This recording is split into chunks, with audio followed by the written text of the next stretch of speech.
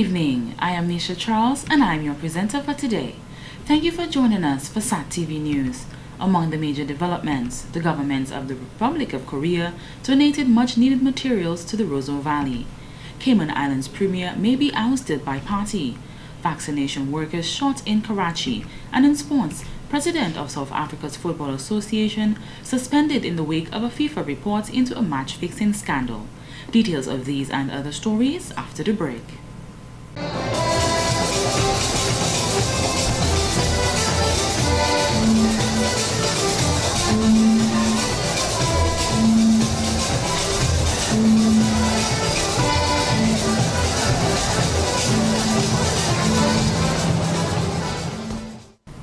Thank you for staying with us. Now for the details of the news.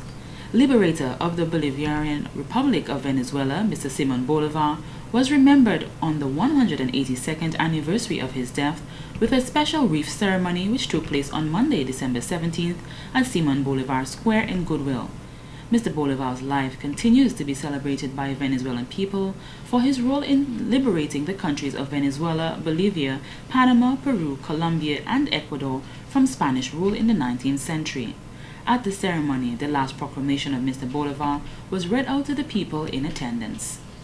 Colombians, you have witnessed my efforts to bring freedom where tyranny prevails before.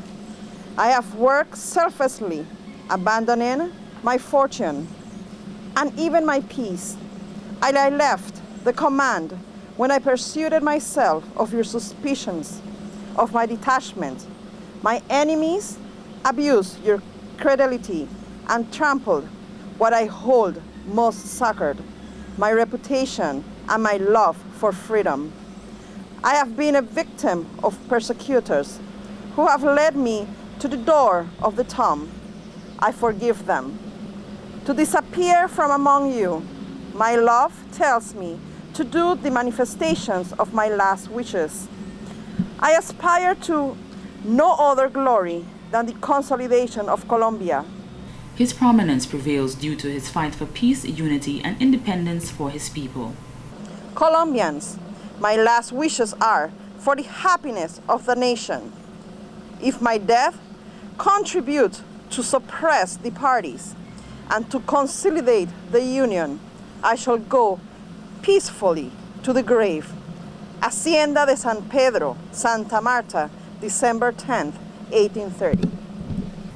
In his proclamation, Mr. Bolivar also urged Colombians to work together for the good of the Union, as his wish is that people obeying the present government to be free from anarchy.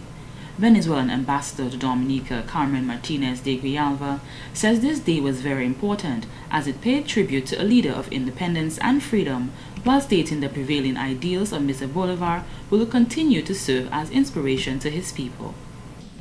Simon Bolivar is still alive in we all, in our peoples, in our daily battle for a better future. Thanks the principles of Bolivar, our region has been experimenting change for a social justice, for peace, for unity. Unity is the key for our development. Ms. Martinez stated Simon Bolivar should not be seen only as a leader of a successful military venture, but also as a politician and man of state who fought for freedom and social justice. Simon Bolivar, the champion on independence, was. Simon Bolivar ideas is our inspiration. Simon Bolivar walks in the history, and at the same time, these ideas encourage us, and now we have to be the driving force behind the Simon Bolivar project. That is our commitment. The ceremony included the laying of 2 wreaths, which were done by Mr. Paul Moses, Deputy General Manager of PDV Caribbean Dominica Limited, and the Venezuelan Ambassador to Dominica, Her Excellency Carmen Martinez de Grijalva, at this annual event to commemorate Bolivar's achievements. Mr. Simon Bolivar was born in 1783 and died in 1813. In more news, the normally simple Peebles Park came alive on Monday, December 17th as it received a Christmas makeover. This initiative was the work of the members of Unite Dominica, a recently formed non-profit organization seeking to bring the people of Dominica, both corporate and individuals, together. One of the members of Unite Dominica, Mr. Robert Tong, says this is being done by educating and informing them of the best practices by professionals in the respective fields such as politics and religion, thereby empowering them to make informed decisions. With that, he says people will have a better understanding of why certain things are done to better the interests of everyone. Our first event was basically to put together this Christmas tree lighting, where we thought that Christmas cheer is something that you don't see in Dominica very much right now, especially as the economy has kind of slowed down. So we've gotten quite a few companies to adopt a tree. So each company was asked to donate the lights, and Domlec, our platinum sponsor, was asked to donate the power. So Domlec is providing all the power for this event, and various companies are doing the tree. He said some of the main companies who funded this project were Autotrade, First Domestic, Deepex, and PDV Petro Caribbean. Mr. Tong pointed out that the electricians that were contracted as part of the project, such as Mr. Etienne Laura and APP Electricals, also helped out the event as they gave discounts for their services. So basically what we're trying to do is to bring back the Christmas cheer, bring your kids, bring the kid in you if you don't have any kids, and come and enjoy the lights out here. Mr. Tong pointed out that although the group Unite Dominica is relatively new, they have been working very hard on projects that will bring Dominicans closer together. Some people feel that you have to deal with issues before you can bring people together, but in order for you to deal with any issues, you must have a common understanding, you must have a vision, and people must come together with that one vision and tackle a set problem. If you have 10 different people trying to look at the problem in a different way, obviously you're not going to get the results that you'd like to get. So the idea is to bring us together and then move forward. He highlighted that the next event they will be taking on is a Unity Day, which is in line with the goal of bringing people together. On this day, there will be discussions stating ways in which we can move forward as a nation. If you remember, many years ago there was civics in school. It was basically where you'd understand the role of the government, you'd understand the role of the opposition, you'd understand the role of the churches, you'd understand the role of the different organizations. Nowadays, that is not done, and what you find is that everybody's spinning their own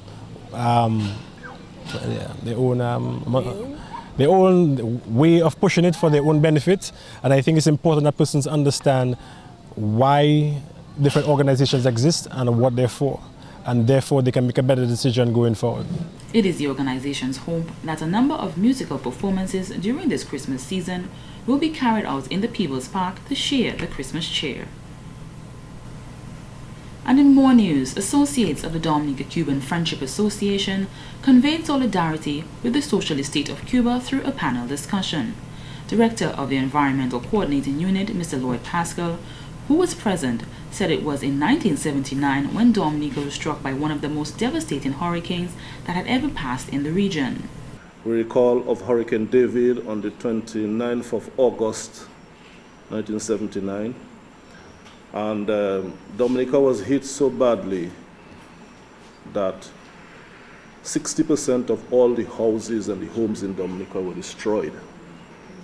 And we lost several lives. But fortunately for us, while this calamity was happening, the 6th Non-Aligned Summit, the summit of the non-aligned countries, was taking place in Havana in Cuba. And also luckily for us, we had a Dominican representative at that summit. Mr. Pascal said it was from there that a decision was made so assistance would be given to Dominica. He noted that Fidel Castro sent a delegation from the summit to Dominica to do an assessment to find out in what ways they could assist. One of the people who were included was the late Prime Minister of Grenada, Mr. Morris Bishop. Mr. Pascal says they came to Dominica. And among so many other things that were offered, some of them were not accepted, some of them were not materialized. But 11 young Dominicans left on the 30th of November 1979 to pursue higher education in Cuba. And since that time, Dominica joined the CARICOM movement. But what we are here to celebrate today, you know, on the 30th of November 1979, 11 Dominicans arrived in Cuba. We were all strangers because the only thing that we had known about Cuba before was that was a place where Dominicans had gone to cut cane. He explained that they were discouraged not to go to Cuba back then because they had heard so many negative things about Mr. Castro. Conditions were so bad there, it was communism. There was not much of encouragement around Dominica around that time. The politics was that of the Cold War. We were influenced very much by the media, the press of the United States of America, the United Kingdom, and we took it very much on our own boldly to go. But fortunately for me, before I went to Cuba, I knew about Cuba. Mr. Pascal said when our countries realized that we were living in a region with people that were Caribbean people and had similar cultures like ours, they realized there was no need to be isolated from them. And the government of the Republic of Korea has donated agricultural and building materials to selected residents of the Roseau Valley constituency. A handing over ceremony of the materials took place on Tuesday, December 18, 2012. Permanent Secretary in the Ministry of Lands, Housing, Settlement and Water Resource Management, Mr. Davis Later, thanks the government of the Republic of Korea for this timely intervention. He says shelter is a basic need that everyone should have.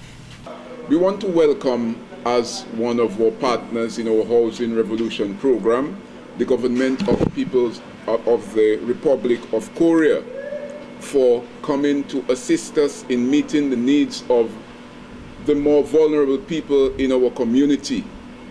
We all recognize the need for shelter. We know shelter is a very basic human need, and therefore every individual at some point in time needs to have proper shelter over his head. Councillor Ji-in Kim from the Embassy of the Republic of Korea says his government is very pleased to be giving this much-needed assistance to the people of the Roseau Valley.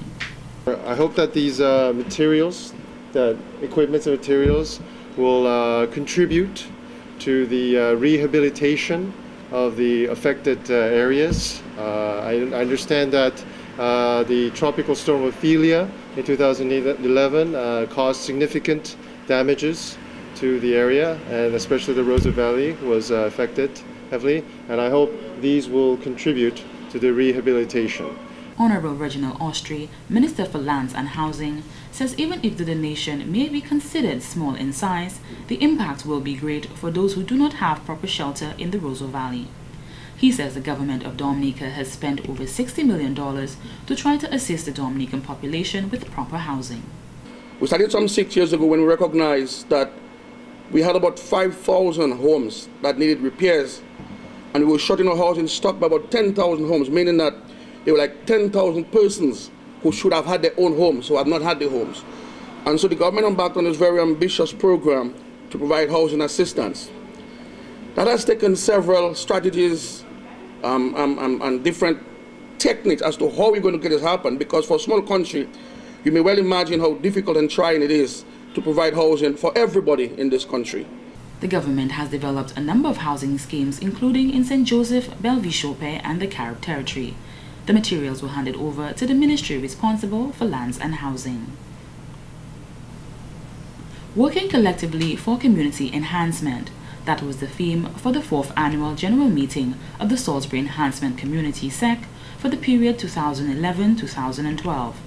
Parliamentary representative for the Salisbury constituency, Honorable Hector John, says village enhancement groups play a very important role in the communities that they serve. They help keep the young men and women active in positive activities, and that is very critical. And for the 4 years SEC has been in existence, we have seen the move towards empowering the young minds. We have seen on the afternoons, you'll see the young men and women on the Salisbury playing field, playing rounders, cricket, football, whatever sporting discipline. And That is why we will continue to encourage SEC to undertake activities that are geared towards empowering the people of the community. Currently, SEC is undertaking an enhancement project for sporting facilities in the village. They are asking anyone who can give to the cause to do so. The parliamentary representative says it is his responsibility to see to it that the enhancement projects go on as planned. SEC has done something in the community that we must speak about. There's a young man called Rotley Common. We all know him as Archer or Roto. And people will say that Archer was a troublemaker. But any activity you see SEC is undertaking, Archer is part of that activity. At least we can thank SEC for turning around the life of one young man in the community, and that is commendable.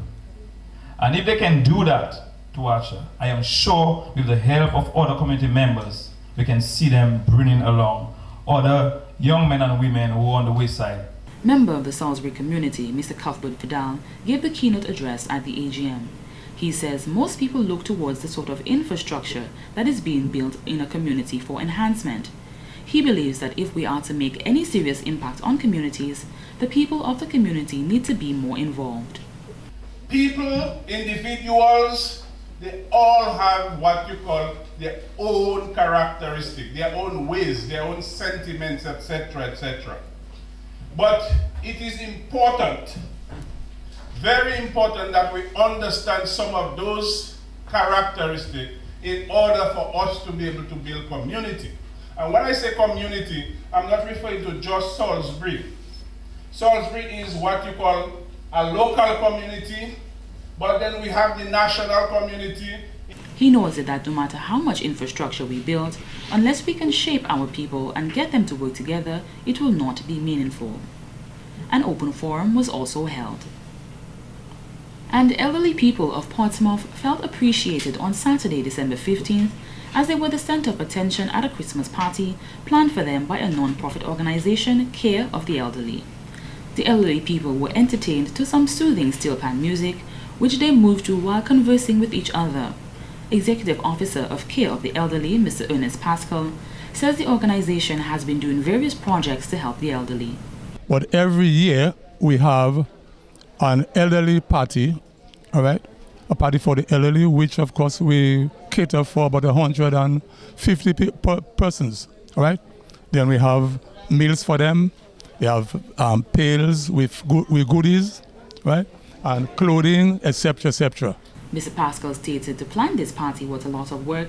However, he was thankful that they received sponsorship from international organizations like Food for the Poor, a Canadian organization, the President's Charity Fund, and the NACI Foundation. He said with such sponsorship, the organization also runs a feeding program where they feed 60 people weekly in addition to 30 children. President of Care for the Elderly, Mr. Steve Joseph, added in recent times, besides just taking care of the elderly, they have added underprivileged children. He says the organization caters for everyone, although it was rooted in a Catholic institution by a nun, and this elderly Christmas party was just another example of their continued outreach. We are involved in feeding program, what we call our Meals on Wheels. We do donations, assistance with health and education. We go out. In fact, we have entered providing shelter for people. So we just completed a house for an elderly in Marigot. He said the elderly Christmas party has grown each year, and they will be planning a similar, if not larger party next year, which caters to residents in the north and environs. Mr. Joseph pointed out that this is all in the effort of showing the elderly that they are not forgotten but are appreciated. We know our elderly is a great resource among us. They have made their contribution, and sometimes, they can feel abandoned. And so around now, Christmas is the time of giving and sharing. We are happy that we can transport and care for our elderly, provide them with a good meal. They can socialize, enjoy some music, and when they're leaving, they get a package. And this year we have a new feature where we'll have a dip and we'll have a first, second, and third prize. And so we want to say a Merry Christmas to all the elderlies in Dominica, but today is the special day here in the north. We are ensuring that we play our part in catering and really sharing our resources and making sure that the elderly is not forgotten this Christmas season. The organization has been in existence for about 15 years, which continues to provide a service for destitute people among other forms of assistance.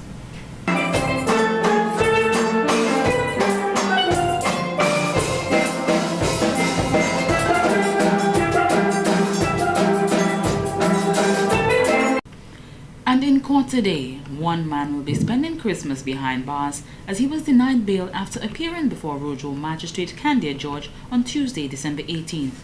Dave Bedminster was slapped with 6 serious charges following an incident which occurred in Woodford Hill on Saturday, December 15th. 2 of the charges did not require Bedminster to plead as they were indictable. The charges were for attempted murder and shooting with intent. He was also charged with possession of a firearm, a 16-gauge shotgun with the intent to endanger life, and possession of a 16-gauge shotgun without owning a valid license to have the said firearm in his possession. Other charges are possession of a spent 16-gauge shotgun shell and discharging a 16-gauge shotgun on the Woodford Hill public road. Bedminster pled not guilty to all of the charges. The prosecutor, Inspector Claude Weeks, objected to bail on the basis that Bedminster is charged with very serious offences, and although one gun has been recovered, they are still searching for the shotgun ammunition. He added that the public needs to be protected, and if released, the defendant would prevent the successful recovery of the ammunition and would interfere with the ongoing investigations. Mr. Weeks also stated to the court that they have received information and that the defendant is responsible for the operation of an illegal ferrying service, so he can be deemed a flight risk if granted bail. Attorney at law Bernadette Lambert, who represents Bedminster on behalf of Attorney Wayne Norday, argued all charges arose from one incident and not separate ones, and the issue of the alleged illegal ferry service should not be considered in granting bail as there is no evidence to support this. She added several conditions could be imposed on her client since the offences are bailable. However, before denying bail, Magistrate George stated based on the serious nature of the offence, which she is concerned about, a duty has to be done in order to protect the public. In more court news, one man's actions will have to wait until 2013 for a chance to spend a Christmas holiday with his daughter. Before being sentenced, Nigel Massicott, who appeared before Magistrate Candia George on the charge of theft, pleaded for leniency as it has been many years since he last spent a Christmas outside the prison. According to the facts of the case, on December 1, 2012, Haitian national Miss Ivenia Petit, who resides in Bath Estate, shut down her Acer laptop valued at $3,000 at 12:10 a.m. and went to bed. At about 4:15 a.m., she was awoken by a loud noise. She observed the defendant's hand pulling out her laptop, which was on a wall near a window, and he ran. Miss Petit, along with some friends, then chased Bedminster and caught him hiding in some flowers, but he then escaped. When he was finally caught by the investigating officer, he stated that he saw the laptop on the porch and pushed his hand and took it, and the owner saw him, while saying he was sorry for his action and would pay for it. The laptop which was recovered unfortunately does not work. Magistrate George advised him that he finally had a chance to spend his Christmas with his daughter, but messed it up. Massicott was sentenced to 9 months imprisonment after pleading guilty. And now for an announcement. Please be informed that we have carried Friday, December 21st, 2012 as Customer Appreciation Day. We will be extending our appreciation to our customers for their business and their support. From 10 a.m. to 3 p.m. there will be eats and drinks, and from 12 p.m. to 1 p.m. Santa will be making an appearance with gifts for the children. We saluted everyone's cooperation as we saw some appreciation to our valued customers for their loyalty and dedication to us, SAT Telecoms. This has been the local segment of the news. Coming up next, Deslyn Joseph with regional highlights.